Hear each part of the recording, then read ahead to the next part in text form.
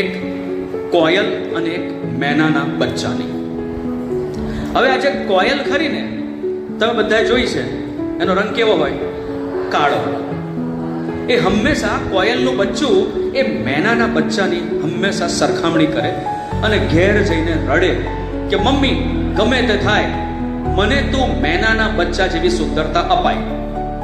કોયલને મમ્મીએ એવું કીધું કે બેટા, તારો અવાજ આટલો સરસ છે, પછી શું વાંધો છે તને? હવે રંગરૂપ તો ભગવાને જેને જે આપ્યા હોય તે.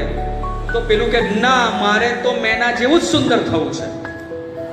તું ગમે તે કર, એની મમ્મીને પૂછ એ કયો સાબુ લગાવે છે, ગમે તે થાય, મારે તો જવું જ છે.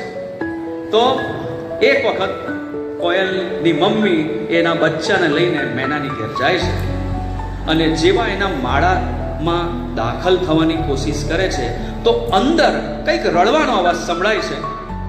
અને એમાં એ જે મેનાનું બચ્ચું હોય છે ને, એ એની મમ્મીને એવું કહે છે કે મમ્મી તું ગમે તે કર, મને કોયલ જેવો અવાજ જોઈએ છે, એટલે જોઈએ જ છે, મને કોયલ જેવો જ અવાજ જોઈએ છે.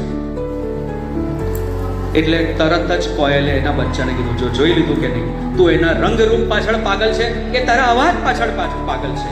એટલે તું તારા અવાજથી ઓળખાય છે, એ એના રંગથી ઓળખાય છે. બંને જણની પોતપોતાની પ્રતિભાઓ અલગ અલગ છે. આ નાનકડી વાર્તાનો સાર શું મળ્યો?